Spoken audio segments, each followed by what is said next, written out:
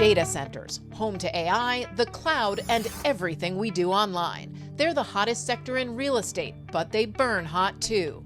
Cooling and running these behemoths sucks up more energy than some local grids can handle. So here's the play: build and run them in space. To learn more, I talked to David Steinbach, Global CIO of Hines, a real estate finance and development firm, and Ross Centers, CEO of Ethos, a lunar builder. When you say space, I mean, are we talking 20, 30, 40 years from now? It is. It's happening here. It's happening now. Certainly, we're sitting on the Space Coast here in Florida, and this is one of the prime markets really in the country that's happened. A lot of history here, a lot of investment here has been happening, since the 1960s. And what's happening now is a real unlocking of this industry. Private capital is coming in force. New companies are starting up every day to serve this industry, and they're serving all parts of it, and they're doing it both from a public and private perspective. But what does that mean? Okay, we're sitting in one of your warehouses. What am I looking at? What am I going to see a year from now? What's the warehouse play exactly? So, specifically, we're in Beyond Gravity's space here on the Space Coast. They actually leased this, we're in the expansion space for them, so they are planning to grow significantly. But specifically, they're doing satellites here, but you can go up and down the coast to see companies that are really supplying all the firms that are helping to do launches every day that's happening. But when you talk about building on the moon, so you need all the equipment, you need, the stuff, the space stuff, the construction materials, the robotics. So it comes here, it goes up there, and that's the play around this? Right, so just the last few years, a real revolution has happened in the industry, I'll say industry. And it is fascinating to watch that unlock. And as things start to get unlocked, companies are looking for how they can monetize space more broadly. And there's a lot of pieces to that. So some parts of that is the moon. And specifically, there's going to be a lot of things happening on the moon that we never dreamed possible, such as manufacturing, such as having be a base for further exploration into space. You could see data centers being produced on the moon. Why do I want to produce a data center on the moon? Yeah, well, it really is interesting to think about because we often think about our world and the here and now. And I know here on Earth, Hines is also participating in the data center race, and the scarce resource is power. The carbon footprint of data centers is something that a lot of people talk about, but we also see the huge wave of need for data centers. And it is interesting to think about how these disruptors are going to come from outside, and I think space is going to be one of those. And it'll be interesting to see how technology and how things start to adapt to the constraints here on Earth. And you could see a world that, in space, you think about the constraints. There's unlimited power in space because of the sun. There's unlimited cooling with the vacuum of space. And there's unlimited real estate in terms of kind of where you could put these things. And so those types of things with the constraints here on Earth, you could see being unlocked with what space can do and provide clean energy in a decarbonized way to produce what we need here on Earth. So just to be clear, you build these data centers on the moon using robotics, and then you launch them into space or deep space or whatever, or you keep them on the moon. How does the data get back here? I mean, you just beam it back? Well, when you think about the product, it's digital and can be beamed back to Earth. So what better product to be trying to produce outside of orbit? So instead of building these hugely energy-sucking data centers all over America or all over the world and using so much energy and having to cool them and all this, you put them in space, you get rid of all those problems. What are when you talk to investors, which is a lot of what you do they actually believe you? Well, it is interesting. I think beyond just data centers, I think there are other manufacturing elements that are really taking this seriously and thinking about the future and how to produce things, both economically efficient but also environmentally efficient. And so I think there's going to be a lot of manufacturing, other things that will ultimately be in orbit. The future of industrial might be more in orbit as well. And so, how would that work? Well, in the same way, I mean, things that can be produced and stored outside of our atmosphere and then shipped back to Earth. I think again, there's a lot of innovation that needs to happen until we can get there. But when you think about making infrastructure investments, you think about real estate, it is such a long game to be played. And certainly the investments historically that we've made, we have a 10-year, 10, 15, 20-year time horizon in these things. And so you have to be thinking about these future disruptors that could be coming, how they might be interplaying with the current world that we're living in, and how to invest alongside that. And it's not just warehouses though, right? What are some of the other infrastructure you're looking at building? And it's not just here on the Space Coast in Florida. Give us the entire landscape of the types and the geographical locations. I imagine it's global. Yeah, it is interesting to think about, again, these new waves of demand. And certainly, I like to think almost about the past. Just think about history and other times we've had these major unlocking moments, which I think is what we're having right now. And look, in the railroads in the 1800s, I mean, that is a perfect analogy maybe to what's happening now. That took a public-private partnership that was charting courses deep into the country in places that people probably at the time thought were a little crazy even. But as those rails got laid, you had entire new towns, entire new ecosystems got created along the way to help service the rail industry, right? And the rail industry was such an important infrastructure investment in the United States at the time that allowed a lot of economic development to ensue after that. I see a lot of similarities right now actually to what's happening in space. We are in the early days of something that will be some major investments, and we're creating these new rails, if you will, of the future. But as an investment officer, of course, you're constantly looking at the competition. What is the competition both here in the US and of course globally, because China is in this space race super heavy? Absolutely, absolutely. And this is a global story to be told, which makes it interesting. And I think that, I think investors are, in my mind, they're not talking enough about how much needs to get built right now. And I think the broader economic environment that we're in, we are looking at a moment of probably a bit more stagflation, higher rates, slower growth more broadly, and development globally right now does not pencil. And so a lot of developers such as ourselves are just unable to make the math work. And that makes investors focus much more on buying rather than building. And you believe that the capital is sitting on the sidelines and that they're willing to make a play in space? I think that capital is looking for great opportunities. They're looking for great returns, and this is one of them. But when you look at the warehouse sector specifically, the vacancy rate is actually ticking up, which is not great for investors at this point. I think we're at 7% on the vacancy rate, which is pretty high. You're making the play in now. Is there any concern that these warehouses aren't going to pay off, that they're not going to be competitive enough? Industrial broadly is definitely seeing some headwinds here in the United States, and certainly some submarkets are feeling that more than others, particularly the big box, a lot of the big distribution. What we're seeing though is, if you sort through the signal and noise of that, there are submarkets that are very undersupplied, and this is one of them, where vacancy rates are much lower, and we see a real path to rental growth. And so you beyond the headlines of the overall numbers, you have to get very specific and very local for what makes sense.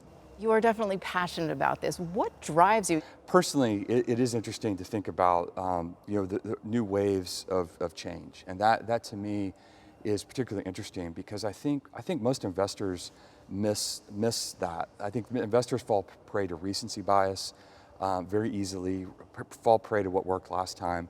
And what really excites me are things that are experimental. They're things that are trying new things, and I think that just that ingenuity, that creativity, people that are willing to kind of go against the grain for something that is a big idea, is exciting.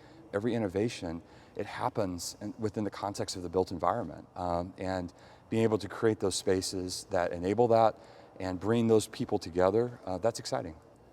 And you talk about yourself as being the developer and the financer, but of course you need the builder.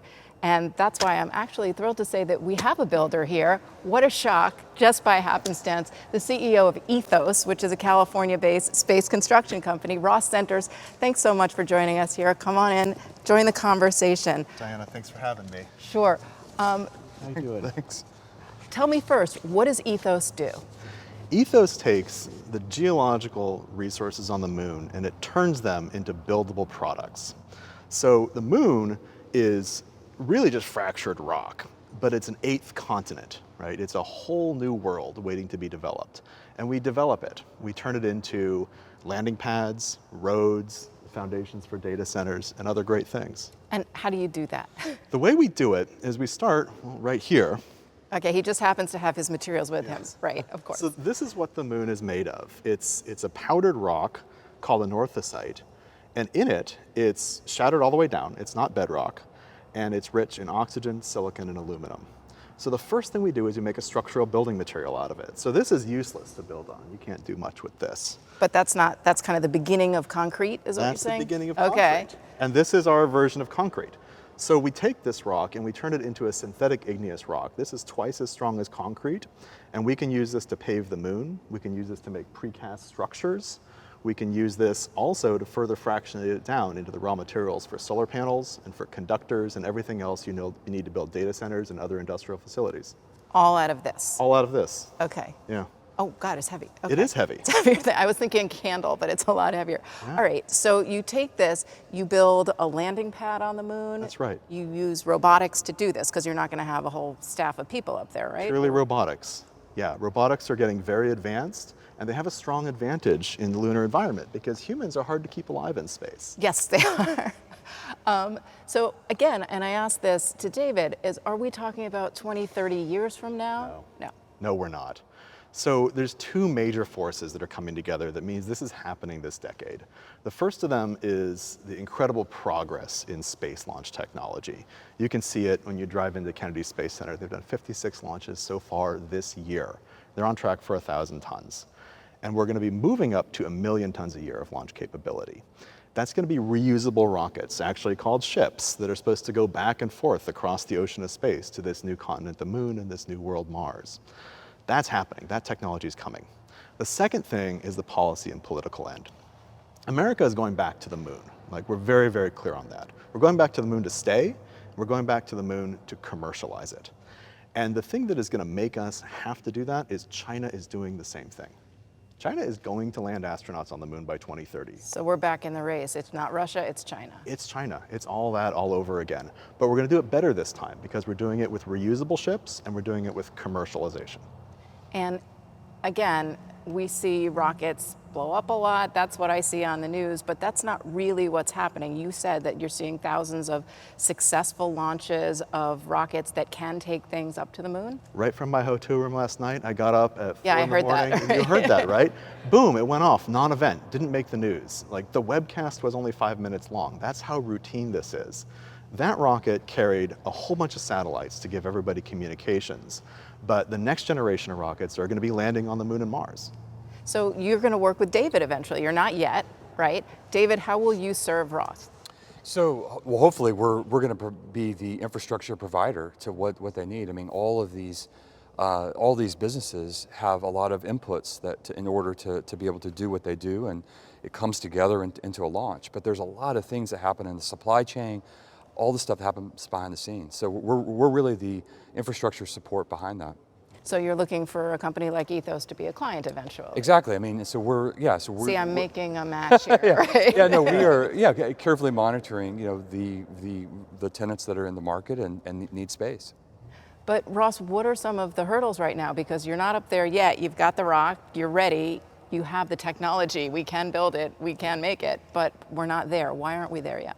Well, the reason we're not there yet is that the ship and the Artemis program aren't ready to land yet, right? So NASA is going to be first to the moon. It's going to be the Artemis program that first puts us there. But very quickly it's going to be a transition to commercialization.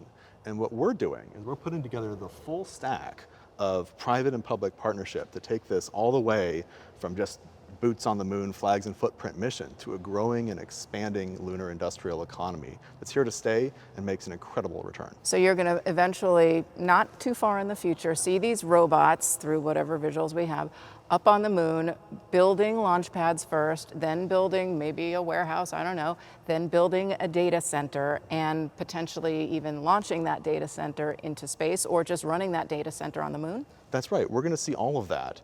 And in the time frame that we're going to see it, towards the latter end of this decade and really growing quickly in the beginning of the next, we're also going to be seeing demand for energy and for compute just go vertical, right? You can see it with AI infrastructure is just really going vertical. And pretty What do you soon, mean by going vertical? well, right now, data centers occupy just a few percent of our power. But we're expected in 2030 for data centers to perhaps occupy 40% of US power generation, right? And we don't have that. We don't have that. And He's China, shaking his head. He's like, no way we have that. that's a big problem. it's infrastructure. It's really serious problem. And China has over 3 times the amount of installed power base we have. And they have no qualms about just paving the Gobi Desert with solar panels, right? So we're going to have to find new ways of generating power that are not tied to Earth and are not tied to our very careful land use process. In the history of electricity, we've had it for 150 years. In the first 50 years, we went 1,000x. The second 50 years, we went 1,000x. And in the last 50 years, we've done 20x, right? So we're plateauing out on what we can do. And we can do another 20x, but we can't do another 1,000x. The moon can do 1,000x, and we have to get started. And just finally, though, given that we are now pulling back on some of that clean energy infrastructure on solar, especially in the US, given what the administration does, is that setting both of you back in this play? I think, look, I think that the market will find a way, and we'll find a way to capitalize things. Water will always find its own level. And so we just need to give the market a bit of time. I'm quite confident that there's a lot of work to be done. A lot of capital needs to be invested in these things, but it'll find a way. Do you agree with that? The market will find a way. The cost of solar in particular is declining so quickly that if you remove the subsidies, you slow it down by a few years, but eventually you get to that same point on the curve. In the meantime, nuclear is picking up. We may have fusion soon. We're going to solve our basic energy problems, but the demand for power is infinite. I think that's what it shows. It's almost as if GDP is almost a linear function of energy availability. So more is better. And being a startup, though, you are seeing the capital that's interested in this? People are really excited about this vision. This is something that people have been looking for. It's not every generation that you get a whole new continent to unlock.